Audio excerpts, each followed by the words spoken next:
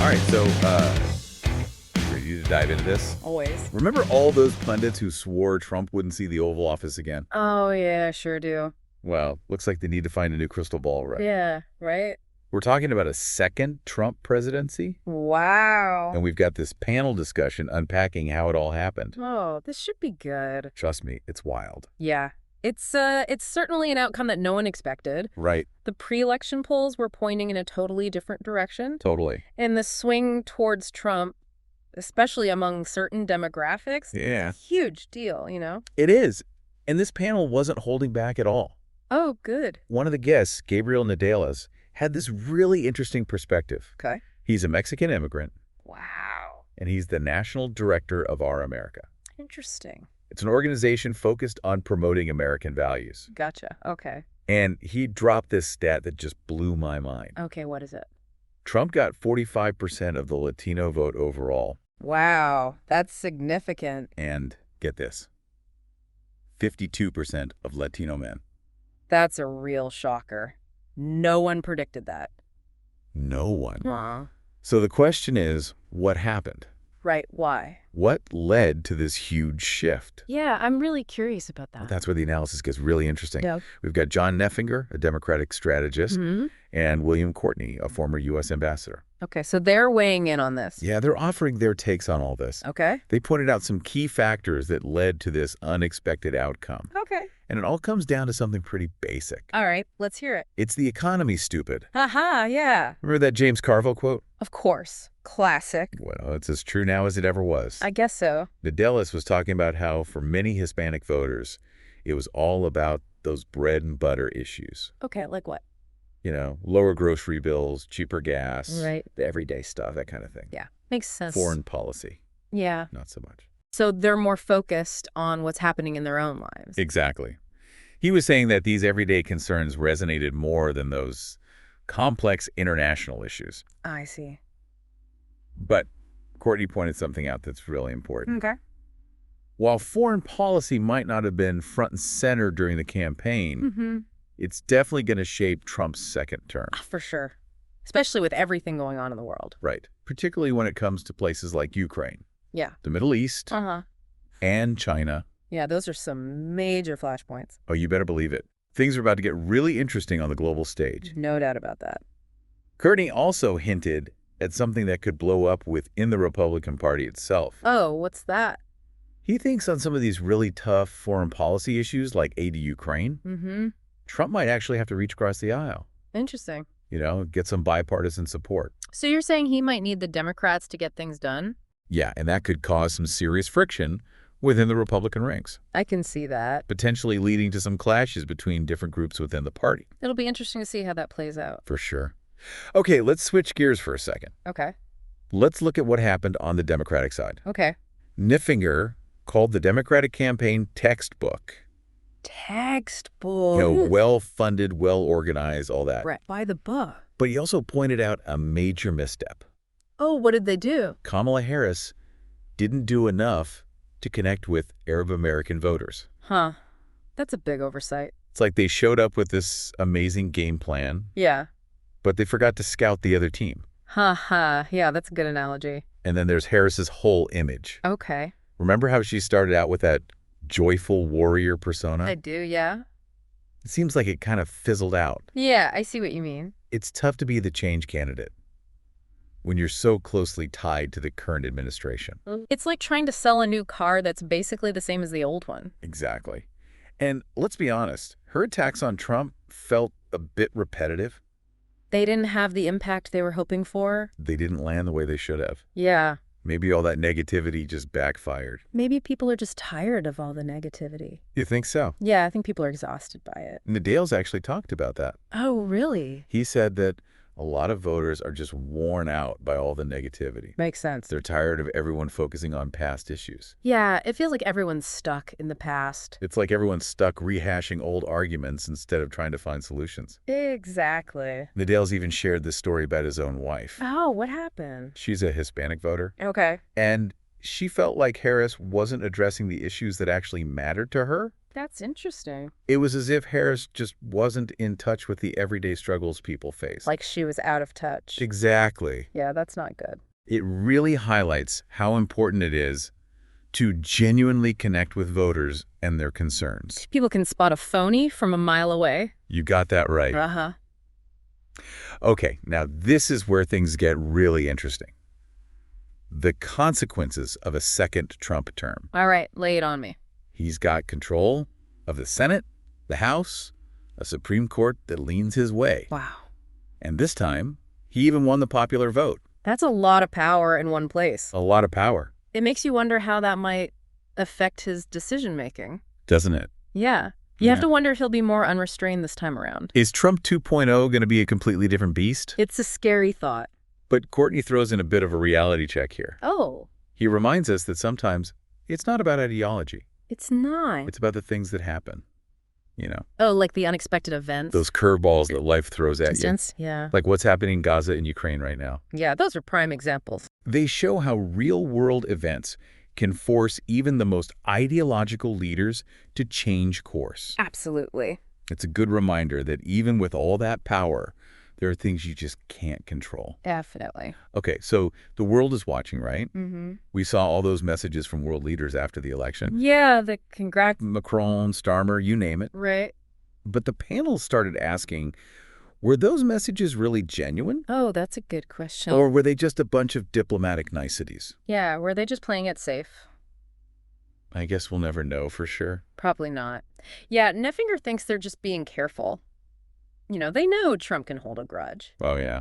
So they probably figure it's best to stay on his good side. Yeah, you don't want to poke the bear, especially when that bear has nuclear weapons. Exactly. Yeah. Right. But Nadale's had a different take on this. Oh, really? What's that? Well, he pointed out that Trump has worked with people who used to bash him pretty hard. Oh, yeah. Yeah, like Megyn Kelly. You know, the former Fox News anchor who went at it with Trump during the 2016 campaign. Yeah, I remember that. Well, she's been at his rallies lately. No kidding. Yeah, so maybe Trump's not as vindictive as some people think. Huh, interesting. So maybe he's more about keep your friends close and your enemies closer. Could be.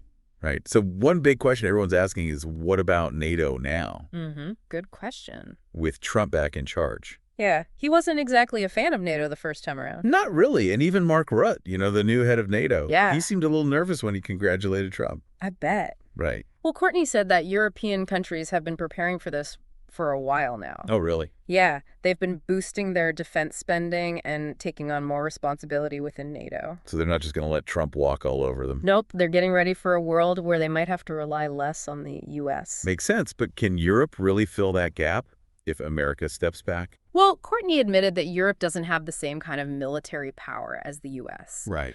But their efforts show that things might be changing within NATO.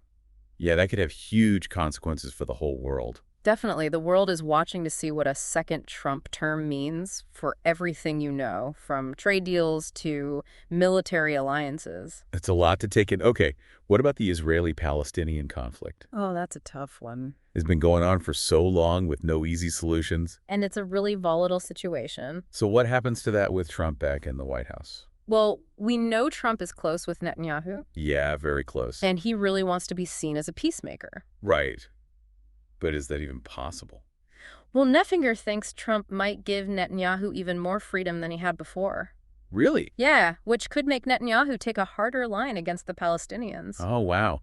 So that could actually make things worse. It could escalate the conflict, yeah. Giving someone with a history of tough tactics even more power doesn't exactly sound like a path to peace. It doesn't. But here's the thing.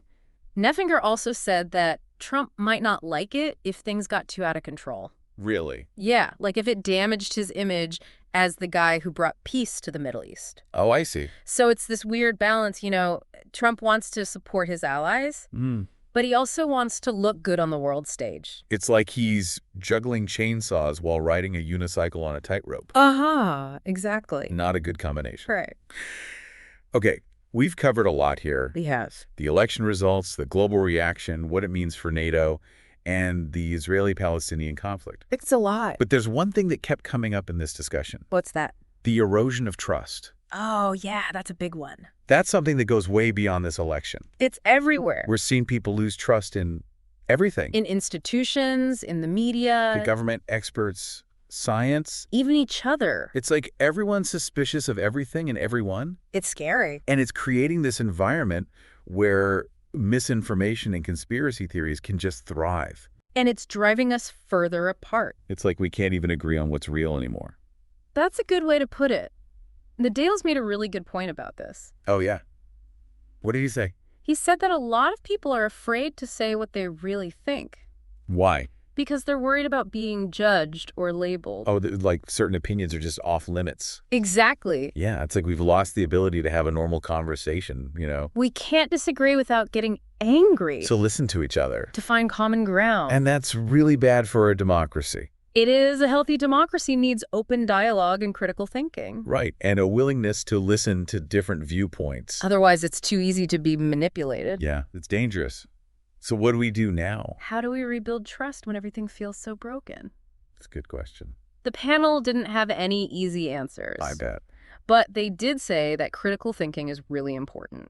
Sure. And media literacy. So we need to be careful about what we believe. Right. And civil discourse, being able to talk to people who disagree with us. Yeah, that's a tough one these days. It is, but it's important. So they're basically saying we need to be smarter about the information we consume. Question our own biases. Yeah, and be willing to listen to people who see things differently. Even when it's uncomfortable. Especially when it's uncomfortable. It's a tall order, but it's necessary. It is, if we want to bridge the divides and find common ground.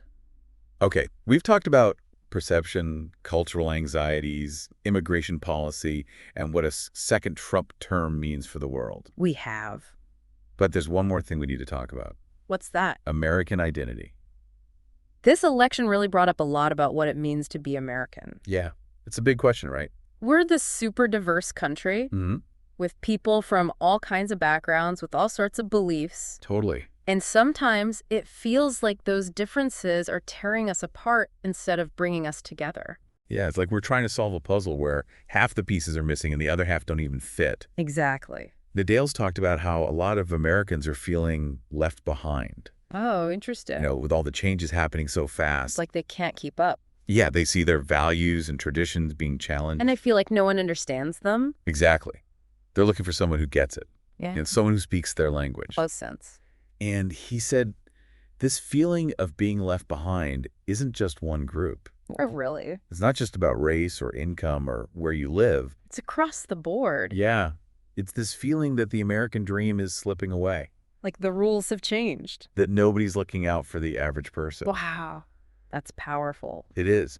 And that's where Trump's message really seems to connect. Oh, yeah. How so? He presented himself as the champion of the forgotten man. Like the outsider who's going to shake things up. Exactly. And that really resonated with people who felt like they'd been ignored. Yeah, they felt seen. Now, whether he actually delivers on those promises, that's a whole other conversation. Yeah, that remains to be seen. Right, but it's a powerful narrative. And it's not just happening in America. Yeah. We see it all over the world, these populist leaders tapping into those same anxieties. It's like a global wave of discontent. It really is. People feeling like the system is rigged against them. Definitely. So we've covered a lot of ground here. The election, the global reaction policy changes the erosion of trust and American identity. We have, and it's a lot to process. It is, but here's the big question. What does all of this say about American democracy? Right. Are we seeing a temporary shift? Or is this a more fundamental change? Yeah, good question. Neffinger, the Democratic strategist, said that American democracy has always been in flux. Always changing. Always evolving. He said we've been through tough times before. Ups and downs. And we've always come out okay on the other side. It's messy, but it's how our system adapts. Like that saying, the only constant is change. Exactly. But you also said there are some concerning trends. Like what? Political extremism, misinformation, the polarization of our society. Yeah. They're all signs that our democracy is facing some real challenges. And Courtney, the former ambassador, brought up another worry. What's that? He said this election might have hurt how the world sees American democracy. Oh, that's not good. Our allies might be questioning our stability, our predictability, our leadership. Yeah, if we can't even get our own house in order, how can we lead the world? Exactly. And our adversaries might see this as a chance to take advantage of our problems. That's a scary thought. It is a reminder that what happens here in America affects the whole world. So where do we go from here? Is there any reason to be hopeful with all this uncertainty? Nadale's did offer a little bit of hope. Oh, good. What did he say? He said that Americans are resilient. We've overcome tough challenges before. We have. We've found ways to come together and rebuild trust. It won't be easy. It never is. But we've done it before, and we can do it again. I hope so. He called for more civic engagement, more open dialogue, more effort to find common ground. Even when it seems impossible. Especially when it seems impossible. He's saying we can't just sit back and watch. Right. We need to get involved, stay informed, and make our voices heard. It's on all of us. It is. Democracy is a team sport, right? Exactly. It's about participating, debating, and listening to each other. Even when we disagree. Especially when we disagree. It's a tough balance to find. Holding on to our own beliefs while being open to different perspectives. We need to learn to walk that tightrope together. With empathy and an open mind. Maybe then we can come out of this stronger and more united. So that's it for our deep dive into this wild election. A little wild one. What a ride. But as you think about all of this, think about what it says about America. Our values, our hopes, our fears. And how can we use those insights to build a better future for everyone?